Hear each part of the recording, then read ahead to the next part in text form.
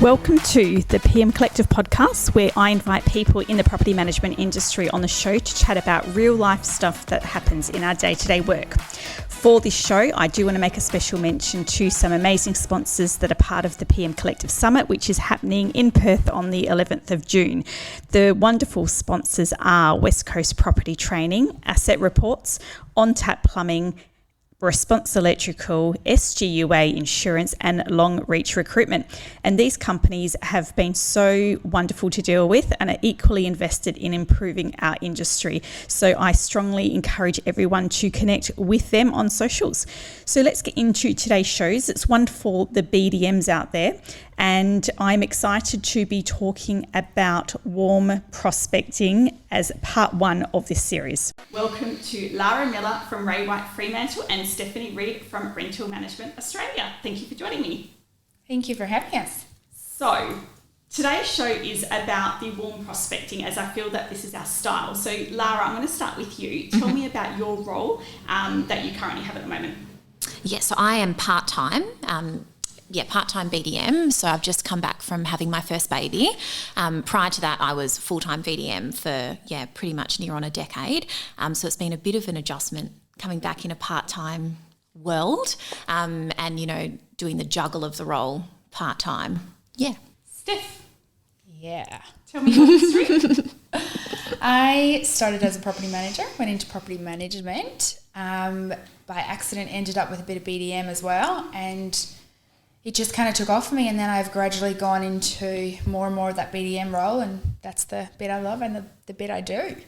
And the reason why you two are a great option to come on today is because you are both at completely different ends of the spectrum. So Lara, being in a startup business, is completely different to business development that you're in, Steph, because I think you guys are the largest property management only agency, aren't you? Yes. Yep, so completely different. So, warm prospecting, I guess I would call it more not the cold calling, not the phoning up people that have never heard from you before. It's dealing with people that have that have dealt with you in some way or form. So, can we start off by talking about some lead generation ideas? So, for the people that would resonate with Lara, how are you doing your lead gen at the moment? Yeah, so I kind of went back to basics when I came on board here at Ray White in Freo. So previously I'd always had access to a large database through sales reps, and my role previously was also very unique in the sense that I didn't just represent one office like I do now. I had 6 or 7 through the whole southern corridor of Perth. I just started reconnecting with all my friends in the industry, chatting with property managers that we may share a common boundary with, say along Canning Highway or Stirling Highway, and just, touching base with them, saying hello and seeing if we could do a bit of a referral situation, because it's really important that we stay in our core market of Fremantle and surrounds and not necessarily picking up business, suburbs 10, 20, 30 kilometres away just for the sake of it. In addition to that, in terms of lead generation, I've worked quite closely with Fremantle Chamber the last couple of months.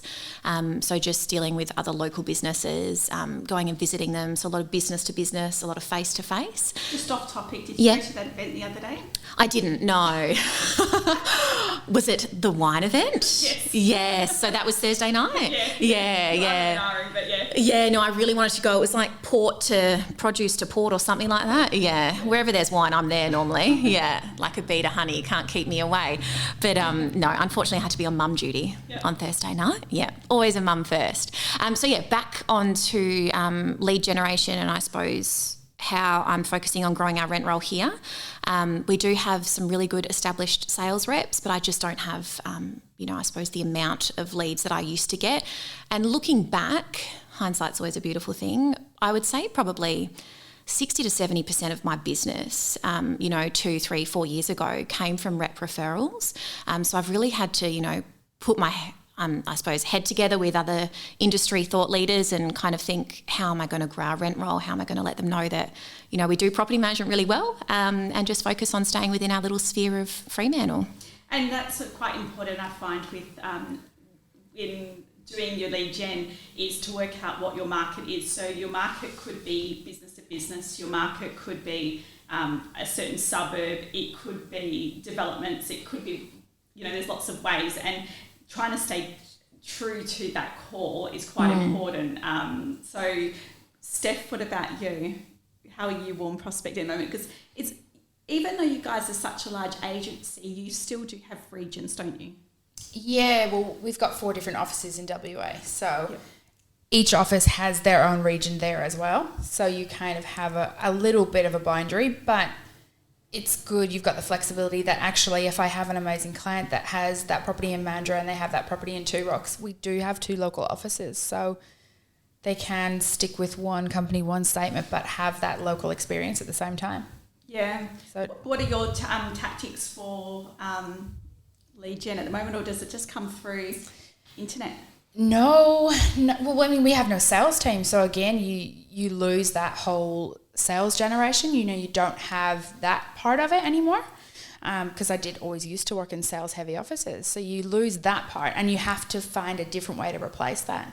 So I have found, setting up with affiliates has been the best way.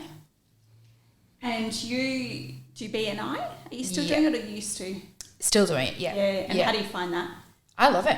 Yeah. I really love it. I was skeptical at the start, but actually I love it. You do have to invest back into it, but I think it's the same as anything. You have to invest in to get out. But even just starting your day with like-minded people once a week, you come out feeling so motivated and ready. And once you build trust with those people, it really works. I mean, I think you got to find the right one as well. But they really do work if you... And they say about 6 months, I think, for BNI to... Yeah, I reckon. Look, I think mine was kind of that 3 to 6 month mark is when it really started to work for me. But it is you give a bit, you get a bit. But once you get it going, it's actually a great referral source as well. So things like that that's what kicked my start off there whenever I did move up, because that was a new area for me completely. I've always worked south of the river, and that was my first hit north. So do you find these days the leads just come to you now? And you just respond, so you're more reactive with it? No, I'm still always out there. They're going, but I mean, I guess we're lucky. I'm touching base with so many people because we do have that big rent roll that I can push through with them, and I've got a big database there that I can just check in with, and usually they are so happy that they'll fire either their friend or the next person or whoever they know. But also I will get up and I will walk the streets with my flyers if I have nothing on. Yeah. I am not afraid to get up and start walking the streets. Yeah. Are you doing flyers, Lara? Yes, yeah, definitely. So when I made the move back into real estate from maternity leave, and I decided to change agencies to find a part-time fit, I did a DL drop of 10,000 flyers. I did them myself with my baby in the pram. I've probably still got maybe 300 sitting in the box there, but I also do tell 50s is what I suppose the Ray White language around it. So I used to call them hot drop 100s in my previous agency. So instead of doing 50 around a new management, I'll drop 100 or a bit more if I feel as though I've got the time up my sleeve. Just with a welcoming some new neighbours to the area letter, and if they'd like to know what their property's worth in the current rental market, to either text me their details and I'll get back to them, or get in touch via email. So definitely still doing flyers. I don't know if this is considered warm prospecting or cold. I used to be quite against it when I used to be able to have enough lead generation from sales reps. But again, we don't really have the luxury of deciding what we do and don't want to do when it comes to prospecting. I think it's a bit of a shotgun approach. You've got to have a hand in each honeypot to be able to get anything from it, which is, I don't know if I should say this or not, targeting other agents' rental listings. So if they've been, when they first come to the market, it's very much a soft touch, just, saying congratulations on, deciding to rent through whoever it is. And we wish them the best of luck, and we're sure that their agent has given them all the information that they need. But if they're interested in a second opinion or just want to have, a confidential chat about the rental market, to give me a call or a text. I've probably got 2 leads off that since I've been doing it around Christmas time I started. I've only ever had 1 response from another agent, and she was super cool about it. She was like, I know you're just doing your job, but please don't try and poach my clients. And I was like, I get it, girlfriend, because I would be the same. And I suppose previously I would have looked upon that as maybe being unethical until it started happening to me in my previous agency. And I thought, well, if other agents are out there doing it and I'm not doing it, how many opportunities am I possibly missing out on? I don't believe in stepping on each other's toes. I think there is room for everyone. But yeah, I suppose, you know, being with a startup company, it is the primary objective of my role is to grow the rent roll. So I'm just trying to do it every possible means that I can. Yeah. And it's good that you touched on it and being honest about it, because I think that it is a sore point with a lot of people. But the way that I would say, the thing that I would say about it is that if you are offering a good service to your clients, they're not going to go anywhere anyway. And I within our office, we've chosen not to do that marketing. I actually probably would, but my business partner won't let me, so I can't. But we get marketed by other agents as well to us who send direct letters to our clients. But those clients just let us know, hey, this is the marketing that the others are doing. And so we offer a good enough service that it doesn't affect us. And I think that that if you're not offering that good service and they're going, I would always look at myself first. So ethical or unethical, it's the truth of what goes on in industry. And I think that if it was happening to me more, I would probably feel like I wanted to do the same to somebody else. And it depends, I think, what market you're in and what suburb you're in, and the network that you have with the agents. So, and you're right, it is just another form of marketing. So, yeah. Now, be honest with this question. Promotions. What are your thoughts on promotions? So there's people that throw in 3 months management fee free. There's lots of different options. Tell me your honest thoughts, and I will summarise it nicely at the end for us all to put a disclaimer on it. I don't think they work. Yeah, okay. I've tested it and tried it. I don't think they work. You know, I remember we spent so much money on advertising free leasing. And we were going to do, you know, the package with no leasing fee. I didn't get anyone at all that took it up. No one. And, you know, I just don't, you know, people see it, but I don't think a sign up saying 3 months management free is always going to be the one that gets them across. I don't see massive value in it. So you tried and not worked? Yeah. Lara, are you doing it at the moment? No. So I can see both sides of the argument here. Don't get me wrong. If I was a business owner, I would choose not to do it. I believe it devalues the service we're offering. It devalues our industry, property management. We're service-based. So in my opinion, if I was a consumer and I was getting my car serviced, I probably necessarily wouldn't choose the cheapest one, or, you know, if it's buying a tyre, why not? Buy 3, get 1 free, absolutely. But, you know, when we're talking about asset management and, you know, we're dealing with just average Joe Blows. So, you know, it's not as if, I don't know about everyone else, but my investors aren't high-flying, you know, bigwig, big baller shot callers. They're your mum and dad investor, where this is everything to them. So I do not think that promotions or, you know, no leasing fee, like you said, Steph, there's so much work in leasing. That is one of the most integral parts of the process, is finding the right tenant. Why are you going to go drop your pants and say, oh, we won't charge you a leasing fee? But, you know, are you still going to do the same amount of work and all the due diligence required to get the best possible tenant at the best possible price, or not, because you're not getting paid for it? Yeah. I personally wouldn't do anything for free, and I wouldn't expect my company to offer a service for free either. Yeah, I think people think that it's a quick option to bring in new managements, but I'm just trying to think if I've ever offered. I don't think I have ever offered a 3-month promotion. Some companies are doing 6 months. I just don't understand how they keep their doors open. And, you know, like, are you running your business out of your lounge room with no overheads, or, you know, what are you paying your staff? You know, good property managers and good staff are worth their weight in gold. So pay peanuts, get monkeys. It's the same for service. Last. Never lasts. Yeah. And they're the clients that you don't want anywhere. I don't think anyone in our area is offering the promotions at the moment, so it's not been an issue. But again, it comes down to your service. If you offer a good service and have other good points of differences, people won't even notice that. And I think it's that people that don't have a good, strong point of difference, they feel that that's their only option to bring it in. Yeah, definitely. Yeah. There's better ways to advertise. Yeah. I don't think that's the one that's going to catch people. Yeah. And I also think it, it doesn't put you in good stead for fee negotiation or increasing your fees on a management for the future if you're prepared to sign them up for 3 or 6 months free management or no leasing fee, or we'll cover the cost of advertising for this once-off promotional period. Well, it's going to make it twice as hard to recoup that cost when it comes to re-signing the management authority and, retaining your client, because client retainment is everything. Yeah. It's all well and good to sign up 100 managements a year, but if they're going to go to Joe Blow down the road the next year because they're offering, the same promotion you had on 12 months ago, then you're not doing the right thing, I don't think. No. Actually, I just thought I have done free professional photography, but I haven't promoted it. I've just done it on my fee package, just in line, and I sort of just seasonally I decide, but I don't actually think that that's been a massive factor with people choosing us because of the free photos. It's just like, it's there. They just get a little win for themselves. And that's kind of like a third party thing as well. I remember at my previous agency, there was a promotion, probably I'd say for 3 months, where it was sign up with us and we'll pay your first year's landlord insurance. And we had a relationship. I think it was EBM at the time.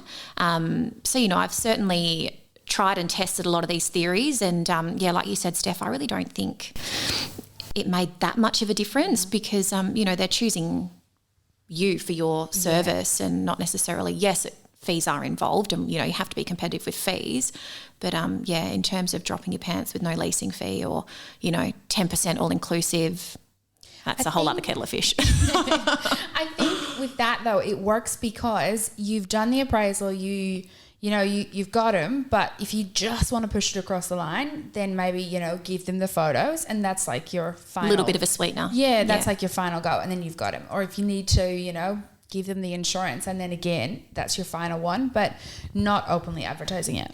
I'm just thinking now to myself that I wonder if that's the difference between the warm lead and the cold lead prospecting. That if you are cold prospecting, you probably would offer those big promotions, but if you are a warm prospector, they like you anyway because they're talking to you, they've made contact, so you don't actually have to offer those types of things. No. Valid point. Yeah. So maybe that's the difference. And when we have part 2 of this with someone who does cold prospecting very well, it'll be interesting to see how promotions work for them, because I wonder if they do work better. Yeah. So I guess, and that's good to know what your style is. So you can and if you want to be a cold prospector and do promotions, good job to you. But if you don't want that model, and if you are a warm prospector, probably it's good to know that promotions don't tend to work with your style. So I think it's a good sort of tip to learn. Yeah. Giving out fees over email, you guys still trying to get that appointment, or do you just send off your fees and then avoid at all costs? So you don't send off your fees, really? I hate sending them off first. I think if you can get in front of someone, fees are the last thing I talk about when I'm in front of someone. I pull every other thing out that I can possibly pull out, and the very last one I'll talk about is fees. So I don't talk about fees at my appointment. Yeah. I literally give them the fees because I don't want to be wasting my time. Yeah. So then I give them my fees, let me know if you want to catch up. And then when I catch up in person, I don't talk about fees. And if they say to me, what are your fees? I'll be like, I email them to you. Yeah. And I don't want it to be a focused discussion. So it's really cool to see the differences. That's so interesting. What about you? Yeah. Look, if it was me speaking 5 years ago, I would have been adamant that I don't discuss fees over email, but I think how our clients want to be communicated with has changed dramatically. So I had 10 months off on mat leave, and when I came back, not only had the market completely changed, I found how people wanted to hear from us had changed as well. So I've had a lot of direct inquiry to our website come to me saying, I want to know what your property management fees are. They don't want to know anything else. They don't even leave a phone number. They're like email communication only. So I think, I don't want to miss that opportunity. So I always go in with, like it's Lara from Ray White Fremantle. Thanks so much for inquiring. Would it be okay if you sent me a text and I'll give you a call to discuss further, or would it be preferable to have email communication? So in that way, I'm kind of leading in with hey, I want to speak to you. Can you give me more info? Can you text me with your number? I probably haven't had that many to be able to go, look, 90% work, 10% don't. I have signed probably 3 managements off a direct email inquiry where they didn't give me any info, and I just kept tapping away at it, and then eventually I think I just broke them down. I reached stalker level status, and they're like, oh, whatever, here you go, the management. But also I've been dealing with a few interstate and overseas investors, and especially dealing with COVID, you know, when you can't get face-to-face, I think a lot of value needs to be put into how we're communicating via email and how we're, you know, being able to communicate with our clients on the phone, Skype. I've never done so many Skype and Google Hangouts and Zoom meetings since COVID. And, you know, I came back kind of, I suppose, halfway through the pandemic. So, yeah, I do, to answer your question, now that I've spun a massive yarn about it, I do give out fees over email, but only if I've been able to pre-qualify them on a few things. So if, you know, it's another agent fee shopping, I can quickly determine that. And look, I've done it. When I started here, I fee shopped every agent, you know, within my focus market area, because I've got to know what my competitors are charging and what they're doing. And the correspondence I had with everyone was wonderful. So I was like, oh my God, I'm coming into an area with BDMs and PMs that give great service. And we've also got really great fees out here, which is surprising to see. So yeah, I will give fees off via email if I cannot get in front of them or I feel as though that they're a genuine inquiry. Yeah. Yeah. Or happily fee shop me and I'll give you the same level of service that I would a client. Or have 2 fee schedules, one for the mystery shop. Yeah. Mystery shop fee, 11.5% plus ancillaries. Correct. Have you done many Zoom appraisals? Yeah. Have you done? Yeah, I've only done a few. Oh, they're not very comfortable, are they? Oh, I don't mind them. I don't know. They're a bit awkward. I just prefer to be in front of them, person to person. I don't know. Do you say to them, take me around your house and all of that? 'Cause that's what I used to do. Yeah. If they're living there, yeah. Walk me through. Yeah. Do you reckon that that's going to be a thing of the future, or you don't think we'll get there? Oh, people aren't, look, even when we haven't been in lockdown, people have been saying, can I just have a Zoom appointment with you? So, it's not my thing, but it's some people's things. Yeah.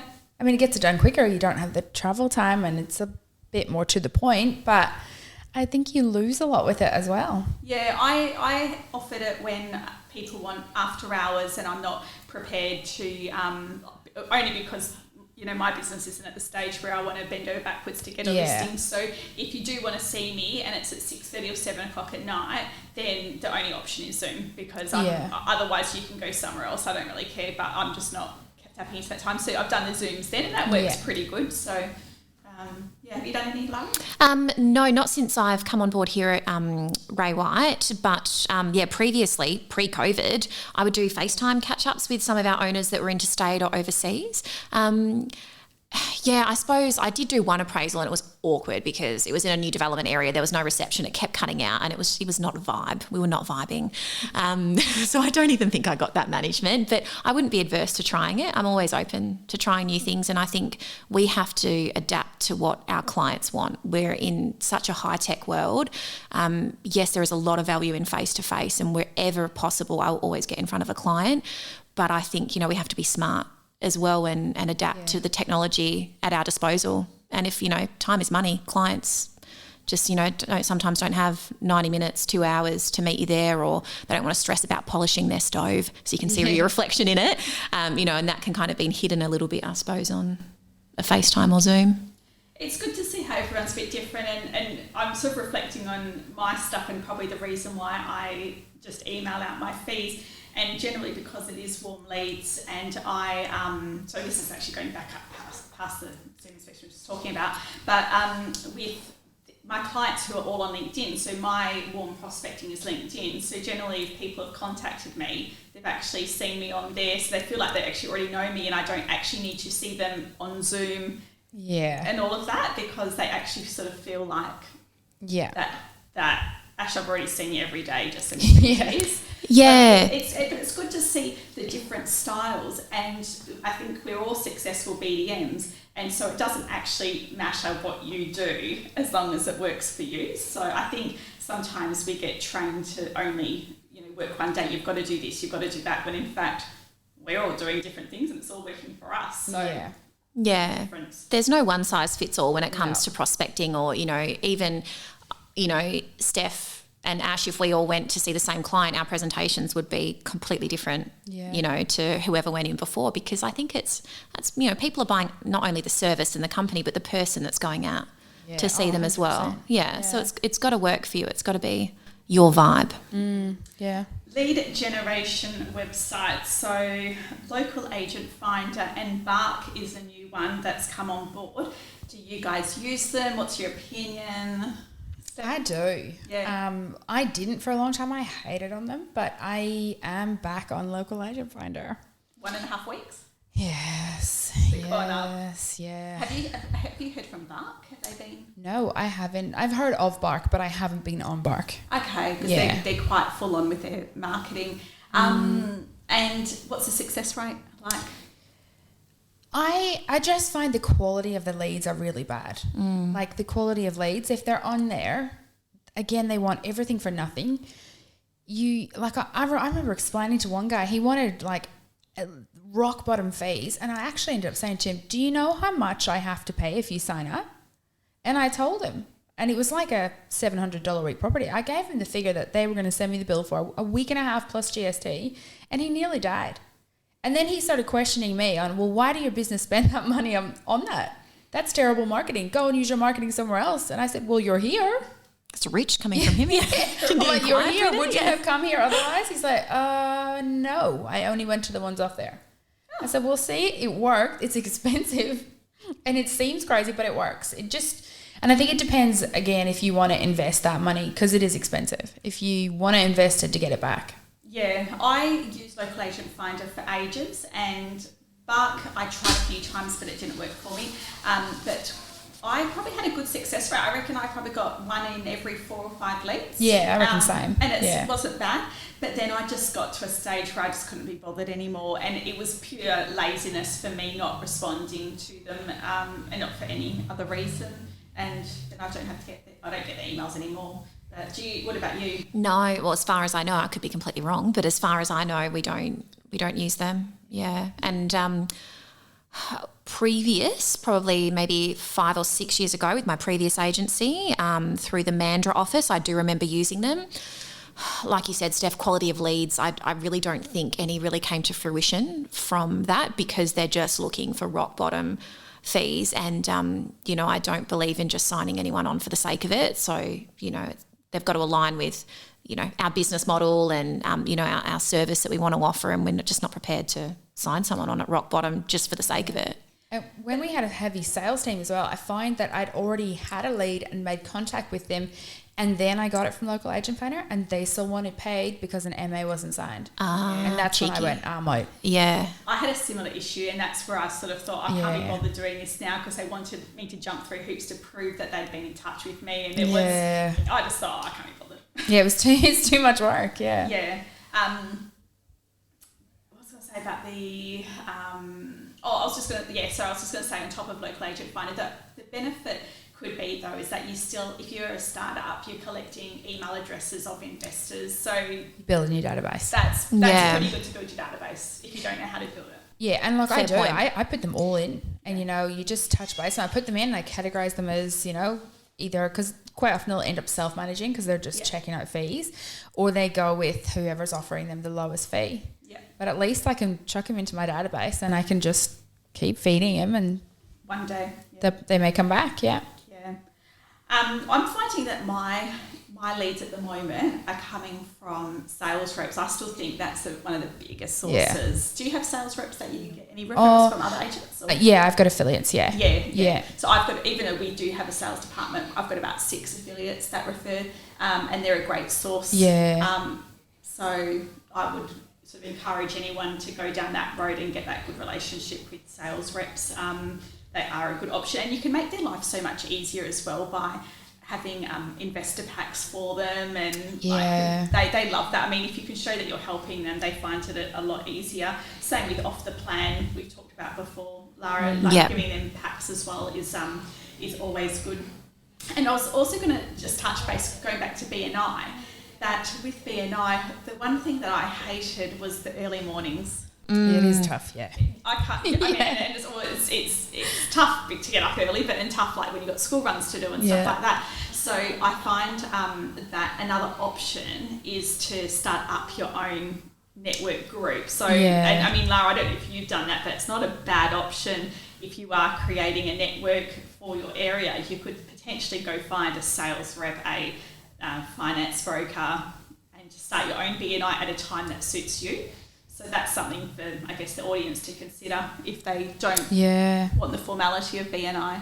Yeah, I went to one recently actually that they invited me to that was just like a little coffee get together.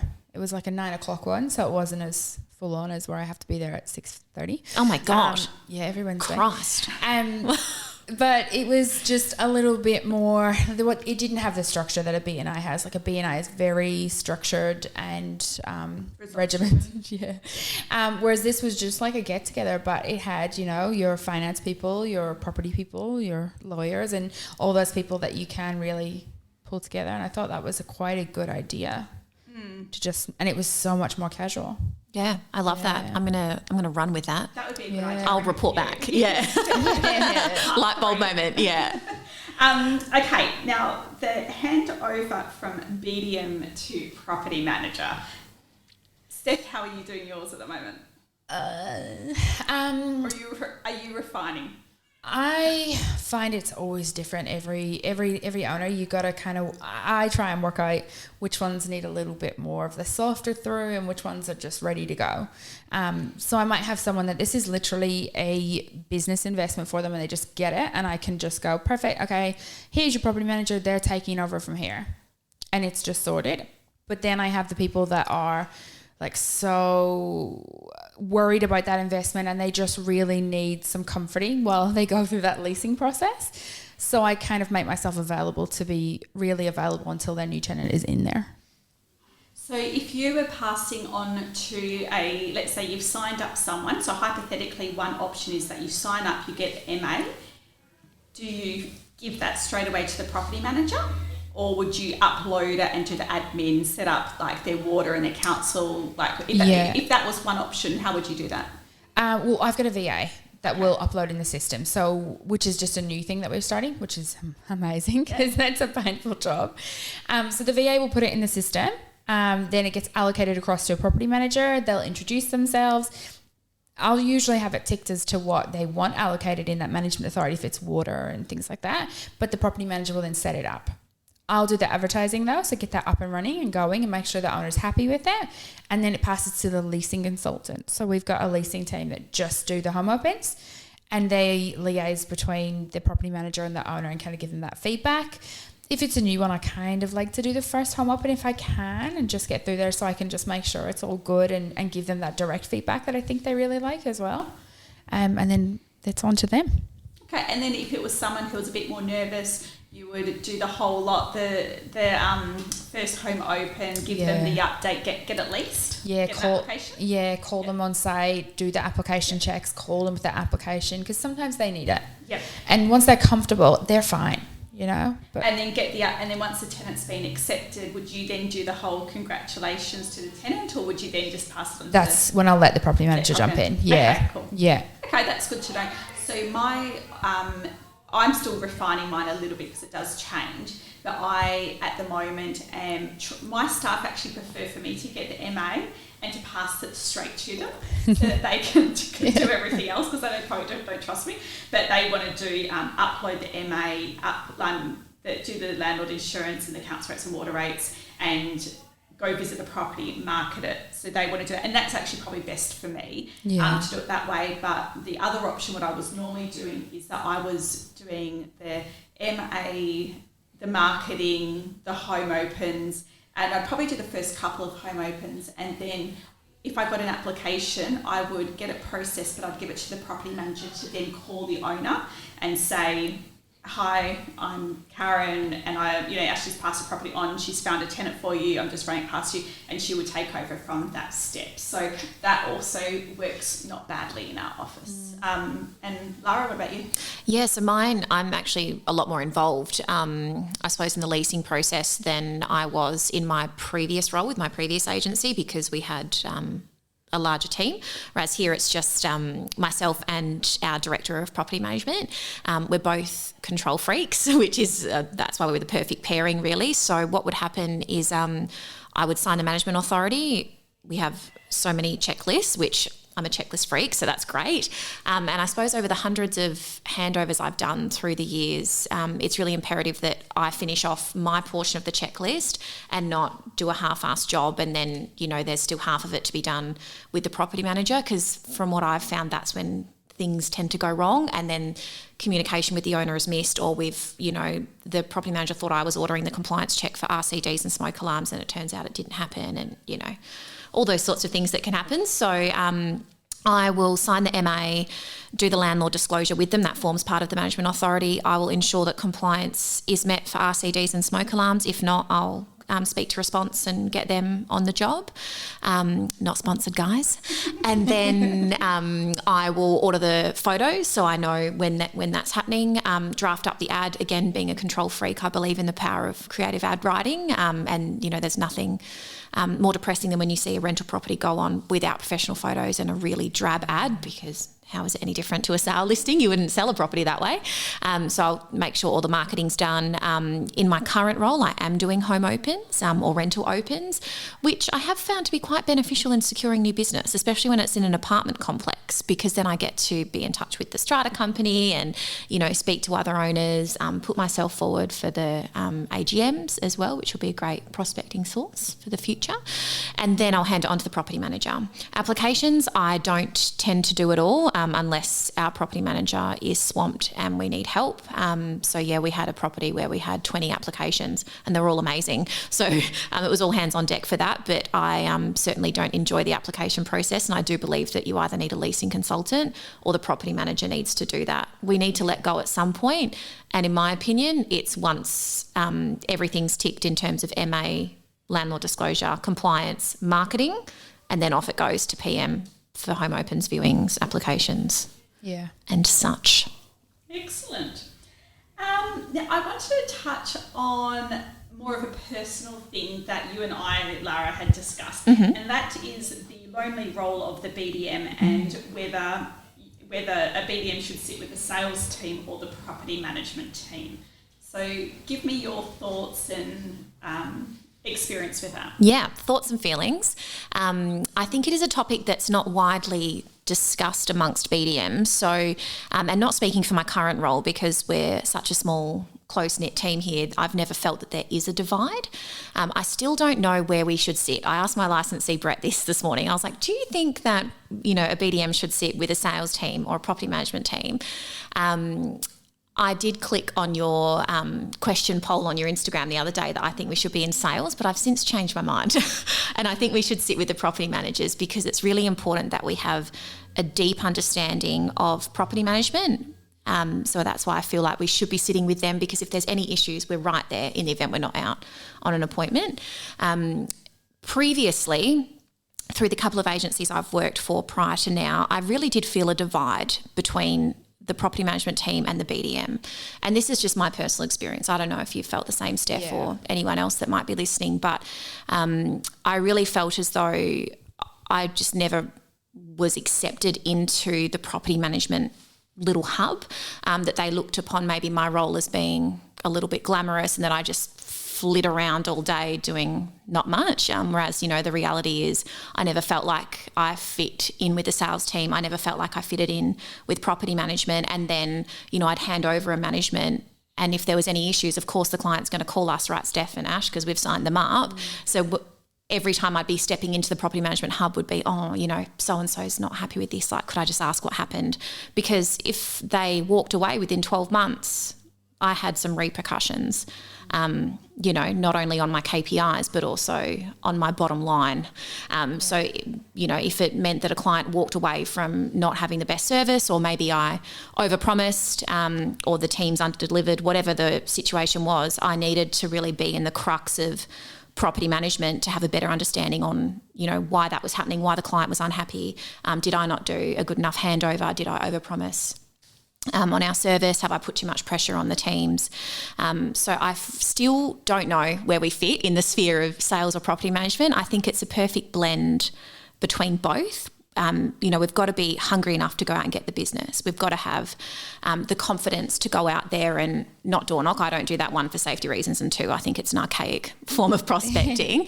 But we have to have the confidence and the ability to know when to close a deal, how to ask for business, how to read the person in front of us. But we do have to have a deep understanding of property management. So I feel as though sales training is super beneficial, but sitting in with the property management team is probably where we belong. And Steph, you probably don't get a choice when you not anymore, yeah. But do you ever feel, and this isn't ever referring to your current roles, but just in your history of BDMing, did you ever feel that property managers would treat you more negatively because all they see is that you're creating them more work?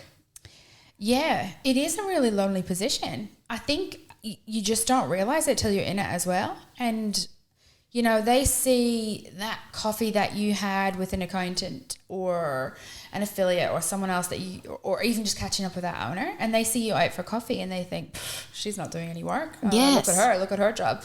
But they don't see the nights you come home at 9:30. Mm-hmm. They don't see the Saturdays and Sundays that you take unpaid out of your time to go and do appraisals. They don't see when you get back from that appraisal at 8, 9 o'clock, the work that you do behind the scenes on it. Like, they don't see all those hours that you put in. And then when they see you have a coffee in the middle of the day, they just don't always grasp it. But I find, I've had to really work and build on those team relationships to make that link work, and work well. I was lucky though, because I started as a property manager, just a property manager, then started and I became the full-time BDM and still was a property manager. So I guess then I got a lot of respect at that point, because they were like, oh wow, she's actually doing the same job as us, but also doing another job. And I took the model of retaining most of those managements. So I would grow my portfolio and drop it, grow it and drop it. That worked really well. But then again, now I'm back into just full BDM. We don't have a sales team, so you are in property management, and it can be really difficult. Yeah, when the girls are busy, and I have done that job, I know it's a horrible job some days. You do feel like that, oh, I'm sorry. Yeah, but here's a new management, which is integral in keeping everyone's jobs. Yeah. And they'll do it. They're great. They'll do it. But you can see their faces going, oh, just go away. Yeah. And it depends on what day they're having as well. Yeah. Like, if they're having a crap day. And I mean, that's just a whole nother podcast about property managers that think that they're overworked and, getting swamped with more managements. And that's hard. I'm so lucky, really. Like, my staff at the moment, they're actually not purposefully, but they get all their own referrals from their current clients, and they are somewhat their own BDMs for their own portfolio. But I have the opposite problem of my staff. Like, if I give one person a new management, the other one gets shitty because they're like, well, where's my new management? Because they've all got their own personal goals of how many properties they want to manage. So now I've got to really take it in turns so that everyone's, shared the new managements around. But that's probably a very uncommon situation in a real estate office where... It's a great problem to have. It's a good problem. It is. Yeah. But, so it's good for us. But I do like the idea of retaining. Like, I've sort of started doing that a little bit, where I got the new managements and then I held on to them, and I started my own little portfolio just while we're in that awkward stage of, do I need another property manager or not? So I've retained them. But then what's happened is, as we've had a lot of properties that have sold off the rent roll, so then what I've done is I've gone through my portfolio and I've gone, actually, that property's really settled, that owner's really settled, I'll move that one over now. So I've been able to then top up the property managers with properties that are tenanted. I know that they're all settled and fine, and that's actually been quite a good way of managing new managements. And that's what I did. Yeah, and it drops mine, tops up them. It's like you're holding on to like a little buffer at all times to fix everyone up. So that's quite a good model. And it's a really good selling point. Like, when you can go out there and say, yep, I'm going to sign you up, you're only going to deal with me. They're like, yes. Yeah. And that was a great selling point. Because that's another tricky part of our role. I don't know if you feel this way, Steph, but is having that adjustment period with your clients. So yes, we're out there and, selling the property management department, how amazing our PMs are, and this is why you should go with us, yada, yada. And then that awkward moment of when we're doing the MA, and then we're like, oh, by the way, I'll give you an intro into who your property manager is going to be. And they go, oh, rewind a second, I thought you were the PM. And it's kind of, I suppose identifying, where we sit in the circle of everything. And it's like, well, actually, no, I'm just here to sign you up and hold your hand.